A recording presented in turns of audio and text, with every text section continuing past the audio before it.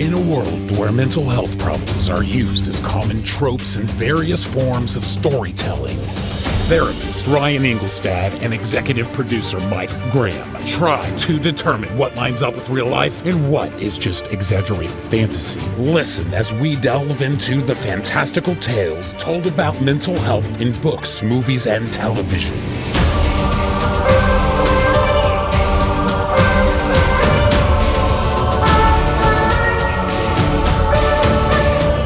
This is Pop Psych 101. Welcome back to Pop Psych 101. I am licensed therapist Ryan Engelstad, here as always with my co-host, executive producer, and hello governor, Mike Graham. Well, how you doing today, governor? Well, we apologize. We apologize to all of our English and Cockney speaking listeners. I try my best. That was just terrible. I don't know if we can do it worse than Dick Van Dyke, though. I think we're still okay. And I've heard criticisms already of Mr. Lin-Manuel's Cockney in the new one, but here we are. We can't be worse. It's the curse of Mary Poppins. It's really tough. And so speaking of Mary Poppins, that is the movie we are excited to be talking to you all about today. That's right. We're doing the 1964 Mary Poppins. Actually, the new one, the reimagining of Mary Poppins, is coming out, I think, on the 19th. Wednesday. Yep. Tomorrow.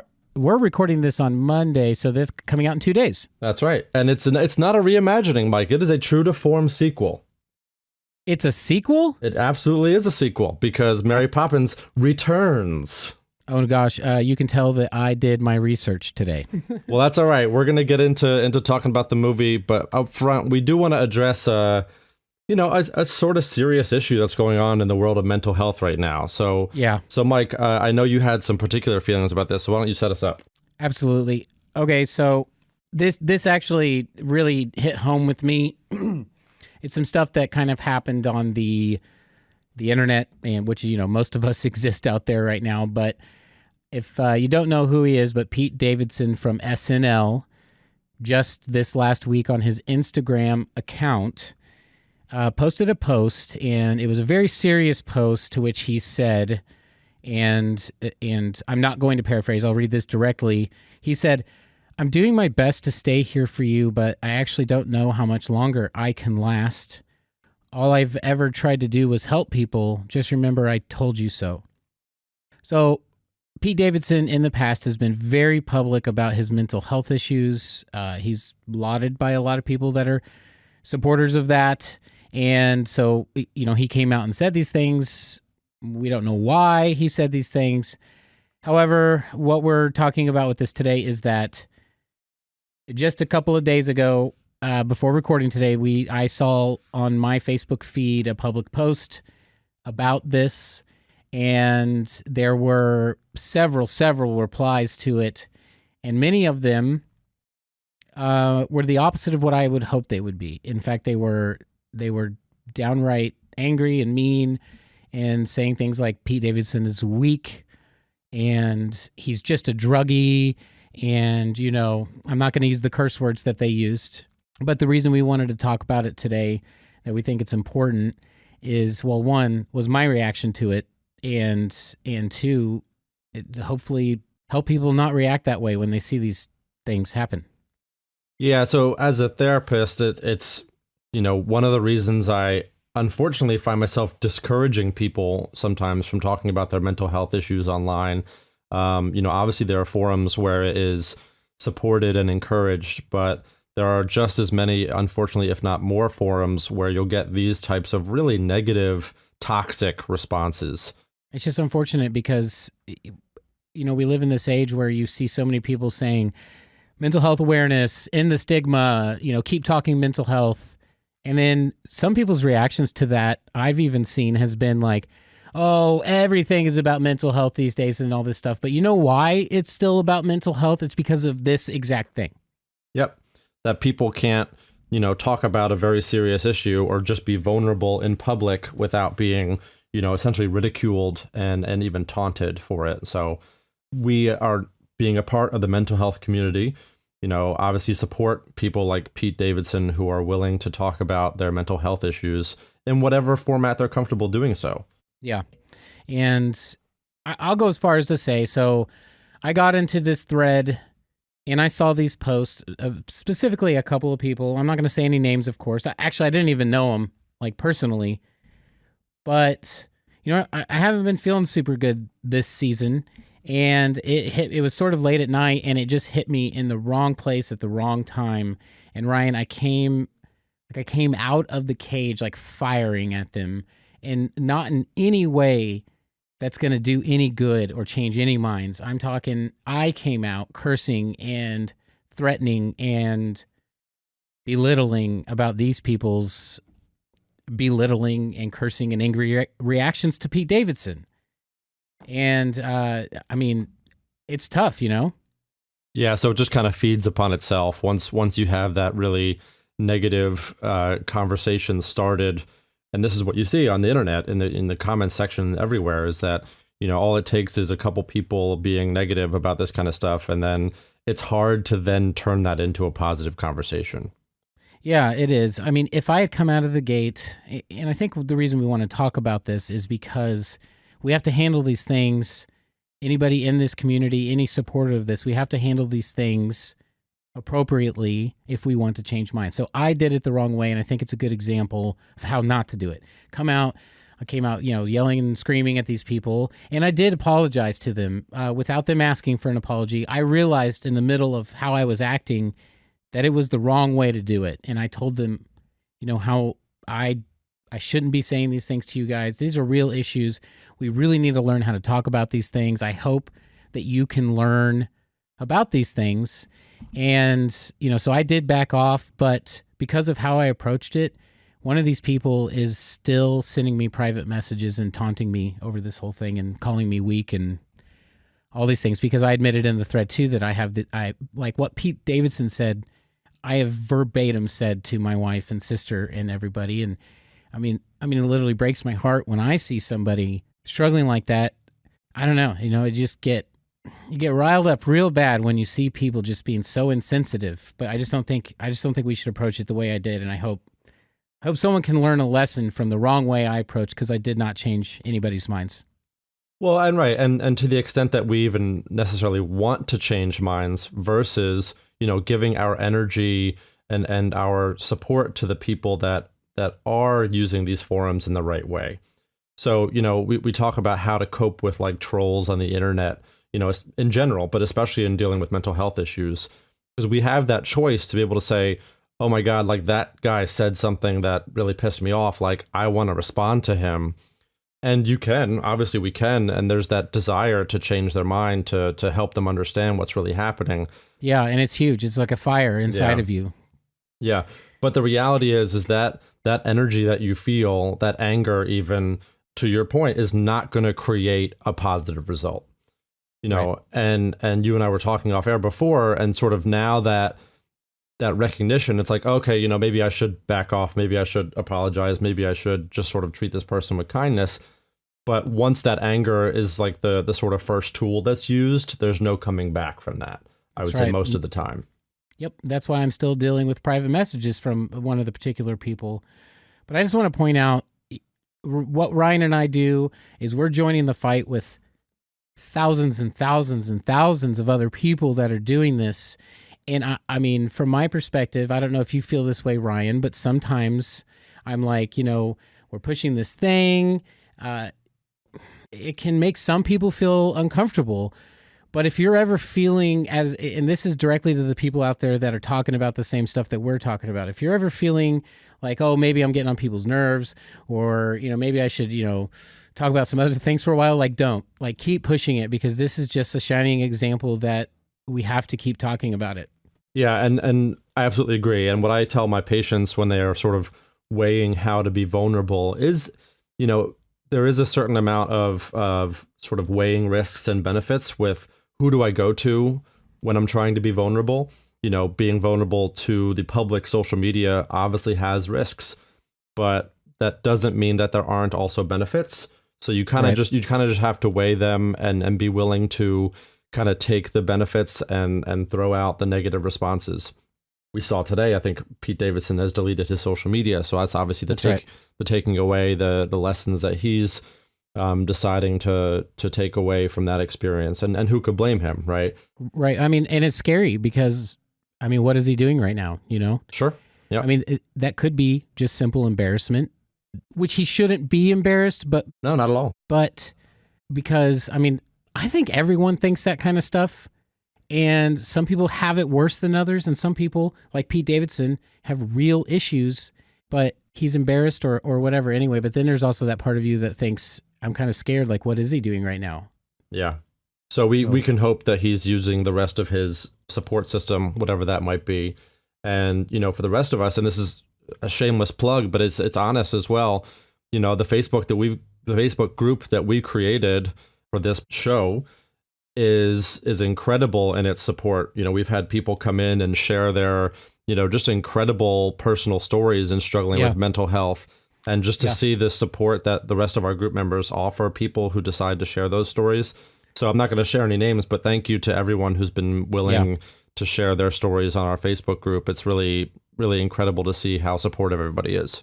I know we've talked about this up front in the last few episodes, but it's really been just that great. It's been like the greatest part of doing this show is the people are coming and joining this thing and supporting each other. It's really great. Anyway, go to Facebook and search Pop Psych 101 Mental Health Chat if you want to come to that group. But yeah.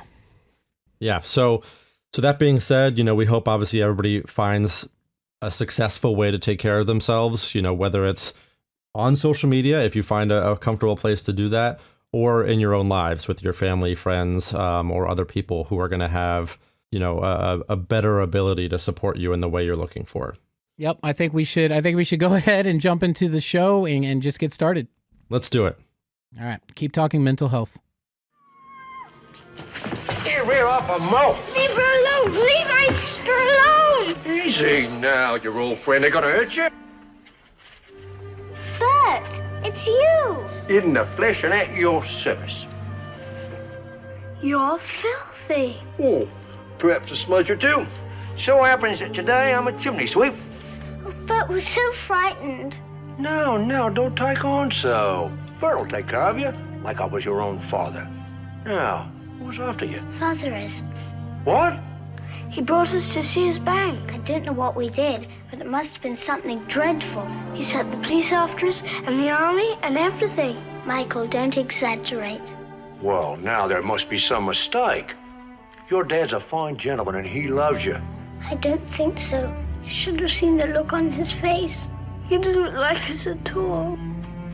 Well, now that don't seem likely, does it? It's true. Let's sit down. You know, begging your pardon, but the one my heart goes out to is your father. There he is, in that cold, heartless bank day after day, hemmed in by mounds of cold, heartless money. I don't like to see any living thing caged up. Father, in a cage? They makes cages in all sizes and shapes, you know. Bank shapes, some of them, carpets and all. Father's not in trouble. We are. Oh, sure about that, are you? Look at it this way. You've got your mother to look after you, and Mary Poppins, and Constable Jones, and me. Who looks after your father? Tell me that. When something terrible happens, what does he do? Fends for himself, he does. Who does he tell about it? No one. Don't blab his troubles at home. He just pushes on at his job, uncomplaining and alone and silent. He's not very silent. Michael, be quiet. But do you think Father really needs our help? Well, it's not my place to say. I only observe that a father can always do with a bit of help. Come on, I'll take you home.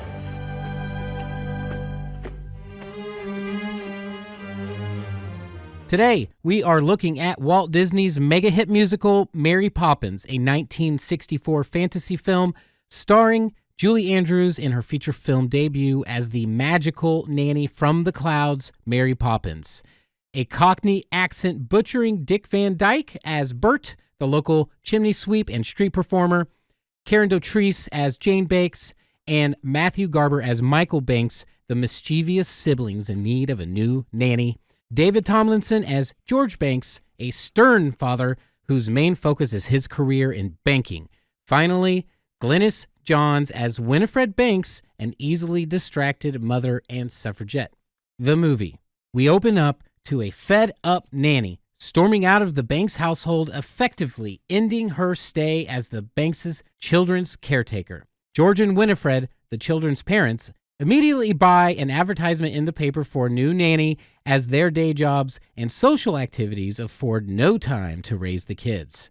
They ask for the new nanny to be a general-like character who will take no fuss.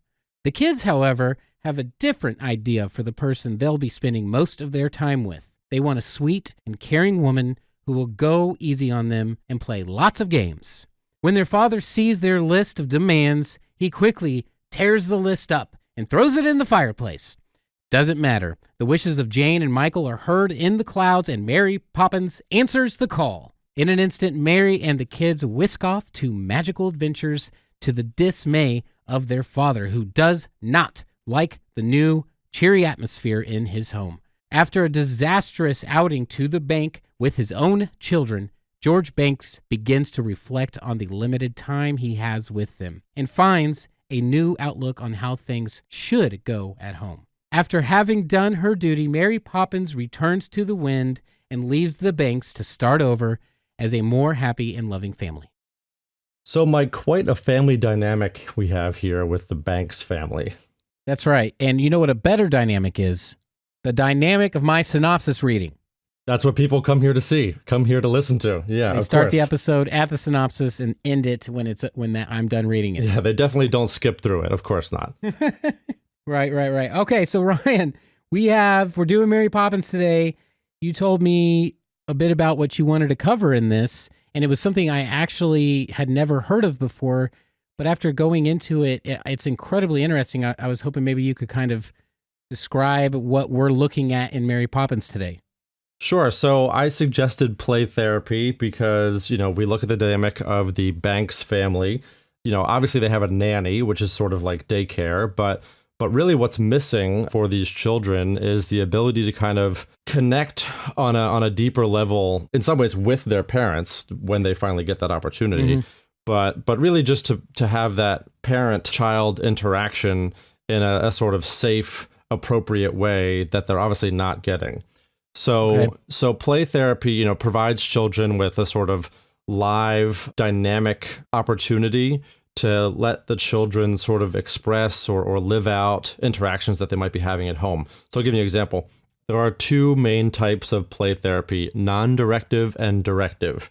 So non-directive play therapy is sort of what Mary Poppins does second to cleaning the room, which is basically they jump in this painting and she just says, okay, bye kids, go play in the, what do they go to? They go to the merry-go-round, the races. Right? Or the race, yeah, they go to the merry-go-round while Bert and Mary dance with penguins for a while. Just like have some time to themselves. So the kids are free to go play. There's no direction. There's no requirements. There's not even any rules. There's not even any authority. It's just, okay, we'll see you later. Go have fun. Yeah. You know what? You're in charge of yourself here. And so that's non-directive, what non-directive play therapy would be. It's basically just like, okay, here's some toys, or there's some variations in actual therapy. There's what we call sand tray therapy, which is basically like, here's a bunch of figurines and a sand tray. You can do whatever you want with them. I'm not going to tell you what to do. Or here are some blocks we can build. Here we can play Jenga together. It doesn't matter. There's no rules or anything that I need you to do.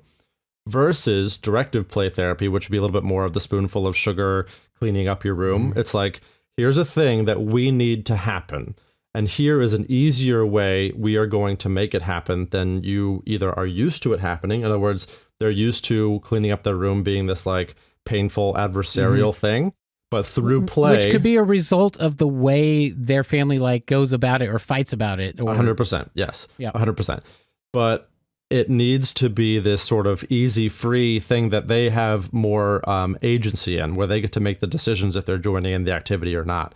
And in so doing, they can then sort of see the benefits in getting the practice done, even if it was through play. Okay. So what you just said there, it seems like it's pretty obvious what the goal is for the more structured version of play therapy.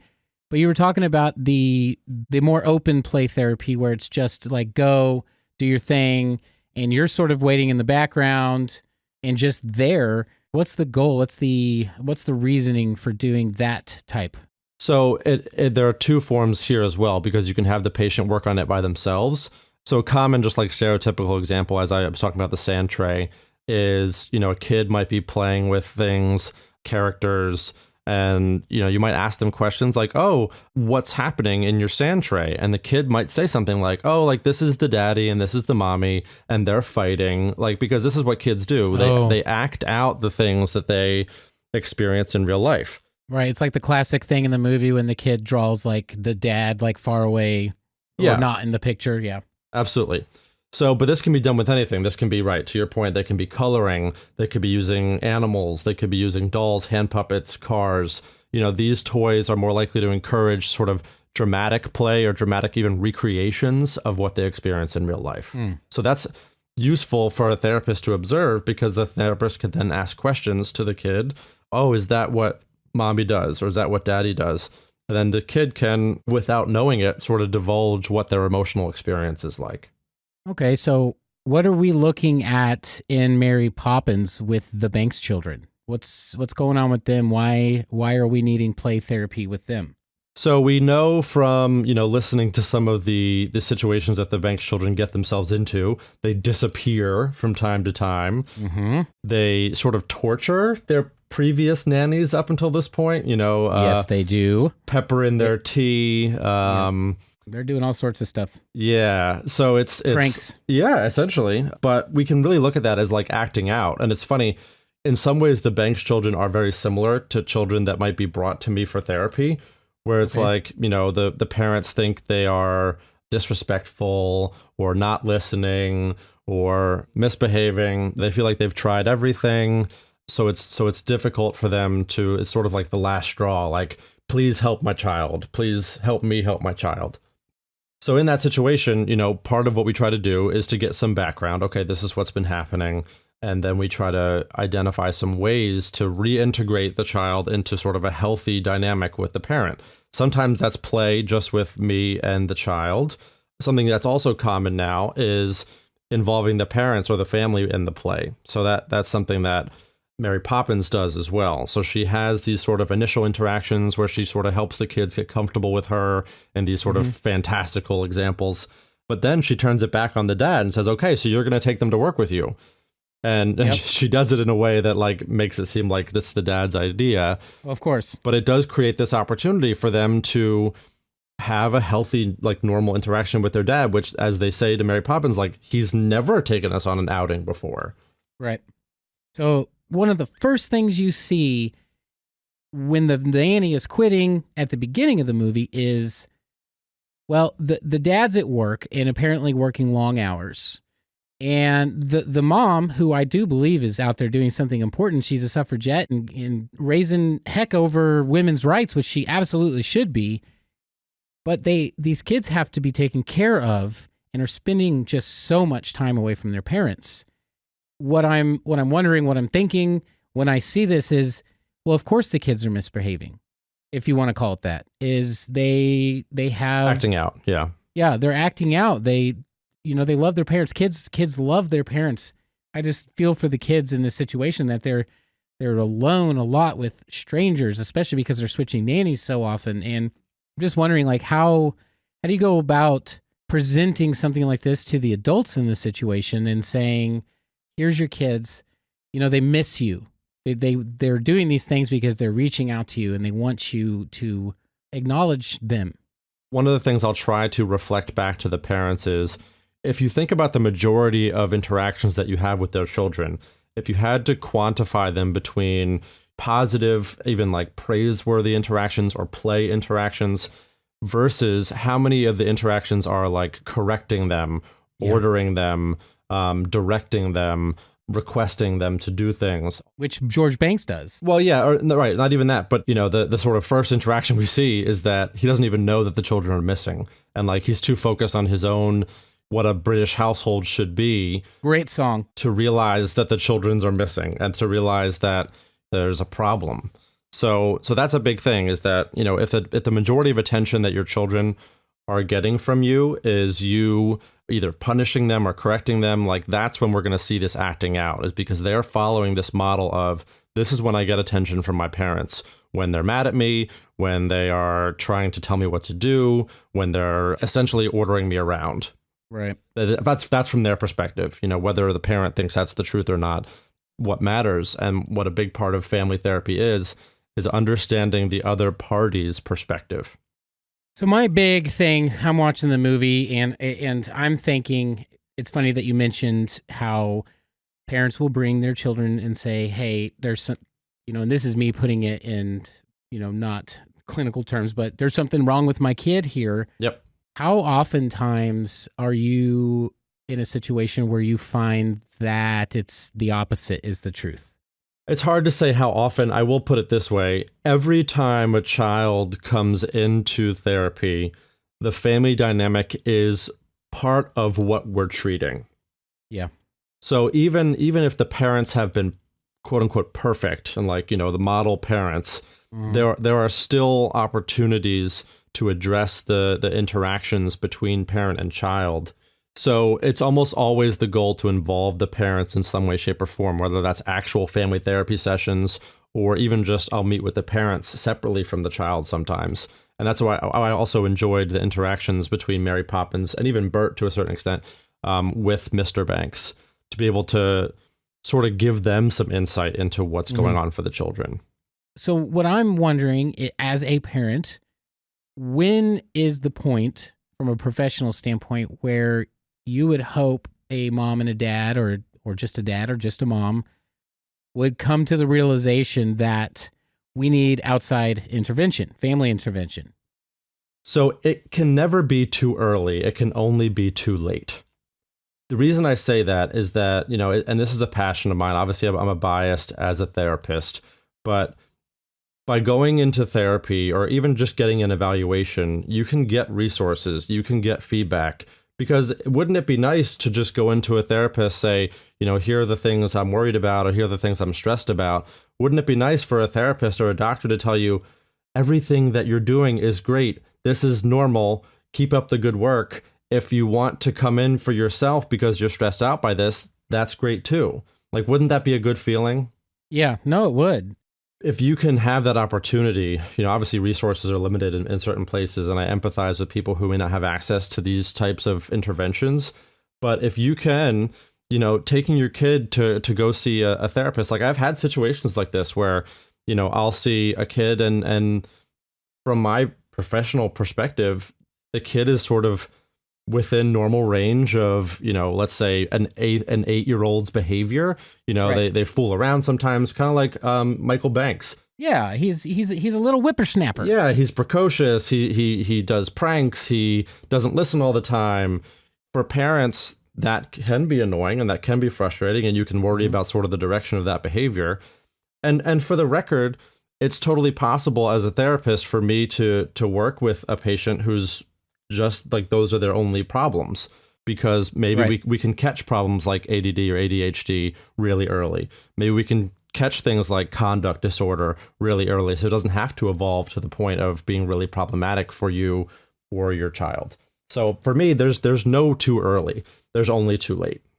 We were just talking about situations where you have people coming in, or other therapists have people coming in, and you see a semi-normal family dynamic, maybe some tips and tricks, but helping them out here on a very light basis. But I am sure that you get an instance or a case where there's going to need to be serious intervention with the actual child. Yes. And what are signs? What are the issues that you see? What are common things that you see where we know that this isn't just misbehavior or mischievousness or just being a little rascal, but there's some deeper things happening with this human?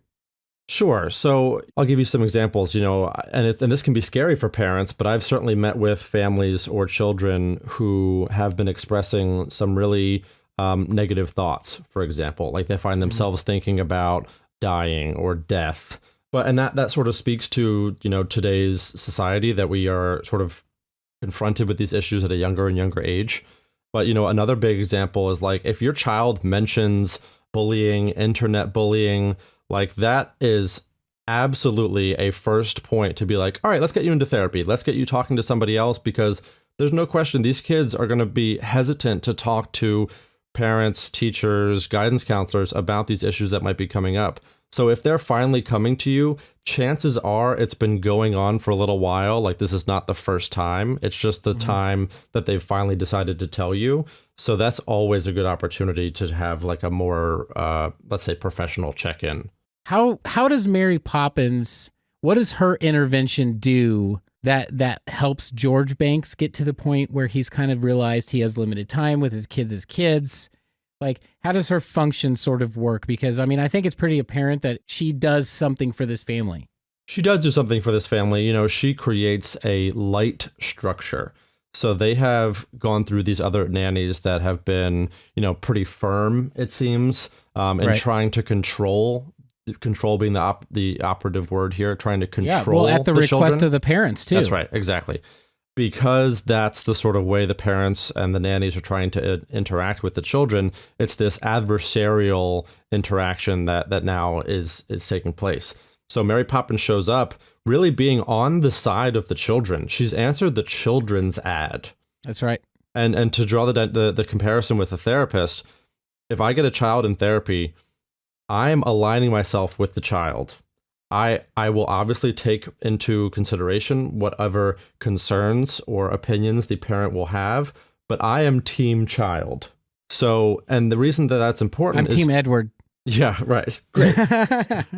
So in this case, Mary Poppins is team Jane and Michael. She's not team Mr. and Mrs. Banks.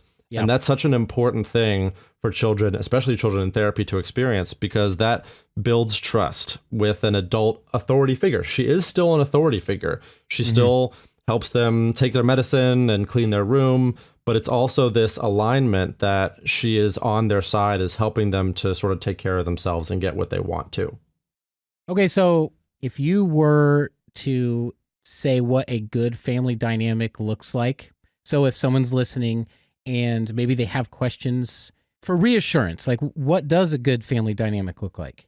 The operative word here is attachment styles, and I'm not going to go do like a whole, I could talk about that for an hour, so I won't do that. But I want people to think about the sort of attachment style that you have with your child.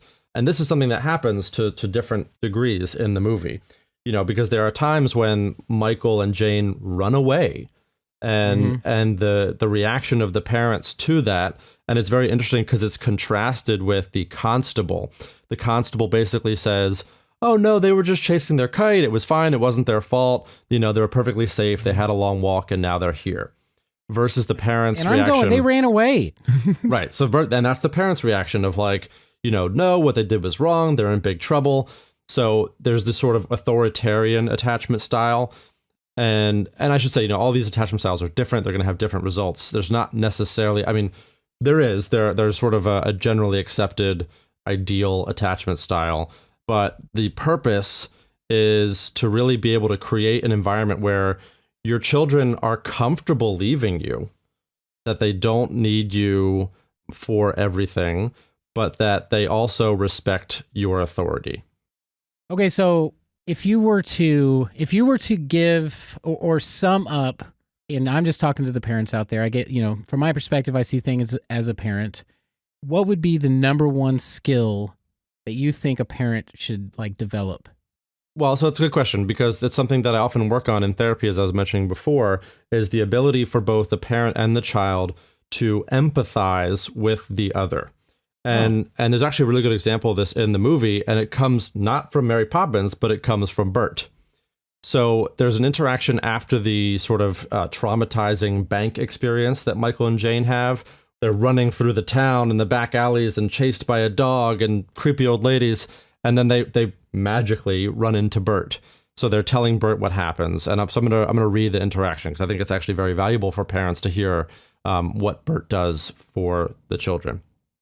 So Jane says, "Oh, Bert, we're so frightened." Michael says, "He brought us to see his bank. He sent the police after us and the army and everything." Bert says, "Well, now there must be some mistake. Your dad's a fine gentleman and he loves you." So he's trying to sort of challenge this idea that the kids think that their father hates them, is angry at them. Goes on, Bert says, let's sit down, begging your pardon, but the one my heart goes out to is your father.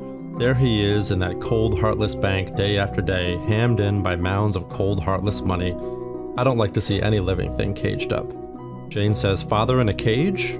Bert explains, they make cages of all sizes and shapes, bank shapes, some of them, carpets and all.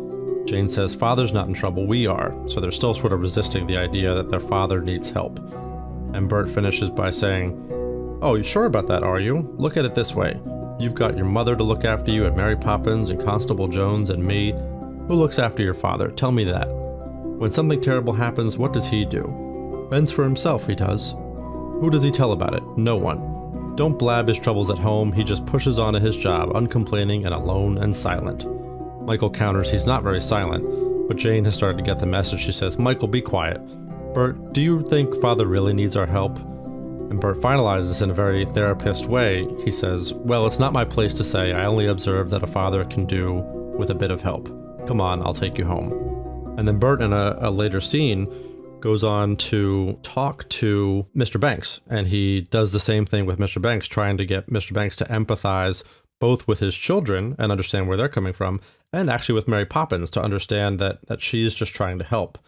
So Bert's a really effective therapist, and this lesson that he's offering to the whole family of being able to empathize with one another is really effective, I think, in the sort of ultimate epiphany that Mr. Banks and the family are able to come to at the end of the movie. So shout out to Bert, really good job. And to sort of finalize and answer your question, Mike, being able to empathize with and validate your child's experience, and vice versa, when I work with children, being able to empathize and validate and understand where your parents are coming from is the biggest skill both parties can have. We do have to stop and take a quick break, and we're going to be back with a new segment where Ryan and I are going to debate. And what's it called, Ryan?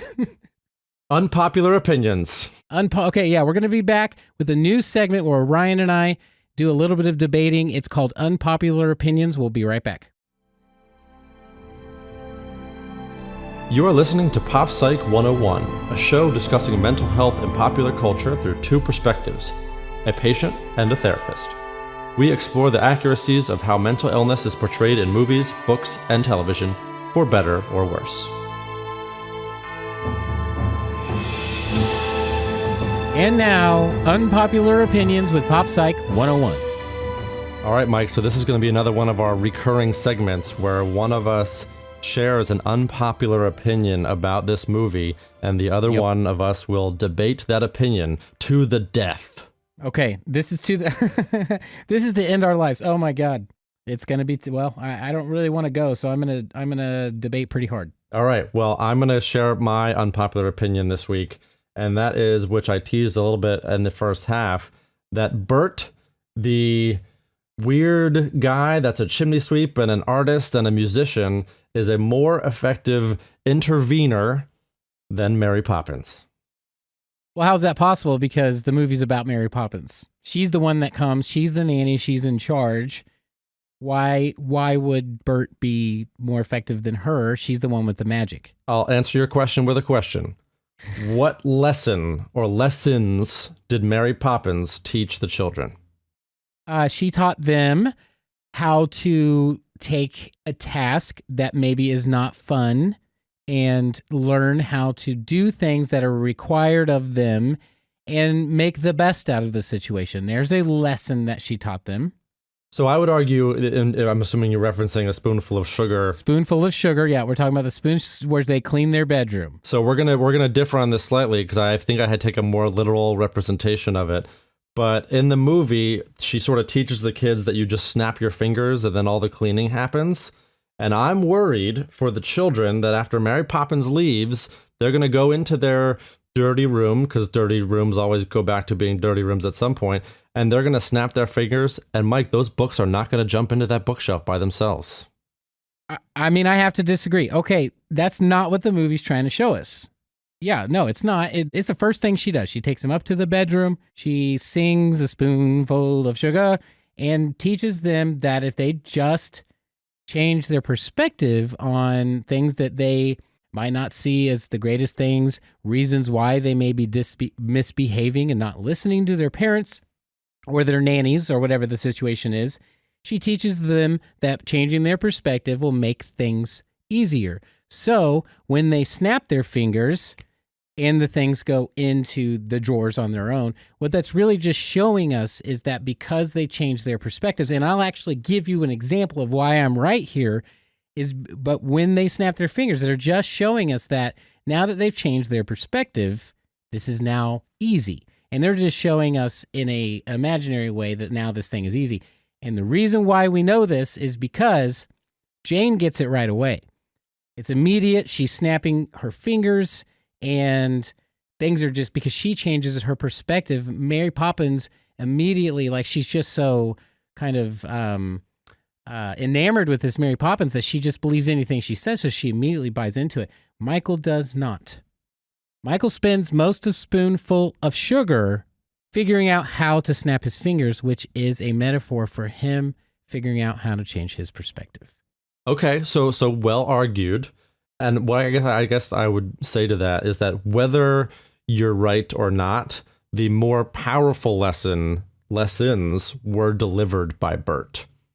I mentioned in the first half about how he tries to get the kids to understand and help them be empathetic towards their father, and that, you know, he's going through things too, and that they could probably help him go through some of these things. Right. And that lesson sort of helps them connect with their father in a way that doing their chores is sort of nice, but ultimately is not going to change the larger interaction that they have with their parents. So you're saying that Bert is the better therapist, if that's the way we're going to look at it, or the intervener, because the lessons he teaches them are more valuable? Let's say that they will have a bigger long-term impact. Huh. Well, I'm not going to concede this, but I'm going to say that you have a good point. Thank you. Because I also really like when, after all the chimney sweeps are done dancing and they come down the chimney, the interaction that Mr. Banks and Bert have is really powerful. Mr. Banks is this sad person that he's upset about the possible loss of his job, and he's seeing the worst of the situation. Bert sings with him, and he tells him, though childhood slips like sand through a sieve, and all too soon they've up and grown, and then they've flown, and it's too late for you to give just that spoonful of sugar to help the medicine go down. Medicine go down, medicine go down. He is also giving this incredibly valuable lesson to Mr. Banks, that even though he has his things that are important to him, that if he doesn't pay attention, if he doesn't connect with his children now, all opportunities to create long-lasting relationships with them go out the window. Yeah, I'm going to give this one to you because like that is such an important thing to remember. I mean, I'm even moved just thinking about it. Yep. And if you contrast that with how Mary Poppins treats Mr. Banks, which is that she basically refuses to explain any of her methods. Yeah, she's just kind of rude to him a little bit. Like she's the know-it-all, So, I mean, I think you have I'm going to concede. I'm going to go to the position I concede this debate. That is just so valuable. Yeah. Yeah, and the last scene that I want to sort of use as an example, and I appreciate your concession that you're willing to die now. Yeah, well, I guess it's because I die for my kids. How about that? Well, hey, you turned that into a much more sentimental perspective, and I appreciate that. Well, yeah, I mean, because that moved me, what you said about Dick Van Dyke. Yeah. No, Never thought those words were going to come out of my mouth. I appreciate that, but because, I think that's something that I try to value as well with my daughter, is that as much as important as house chores or clean rooms or laundry or whatever the things that might get in the way, as important as those things are, you're never going to get back these years. My daughter's 3, whether it's decorating the Christmas tree or going to see Santa. Like, it's very easy to kind of let go of those things as not being that important, but man, so important. Yeah. And just the one last thing, because it actually really hit home for me. Mary Poppins takes the kids with Bert to go visit Uncle Albert, who has this like laughing illness. Yes. And soon turns to floating. Yes. So he starts floating off the ground because he's laughing so much. And Mary Poppins actually is sort of like a damp on the whole situation. Like, I don't know how she's seeing it, like if he's actually ill and she just wants to discourage everybody from laughing, but she tells the kids not to join in. She tells Bert not to join in. And they have such a great time with their tea party on the ceiling. And it's like, isn't that the whole reason that you're here, Mary Poppins, is to let them have fun in a way that they can have positive interactions with each other and with adults? So I just don't really get that change of tone from her. I'm a terrible debater. I did.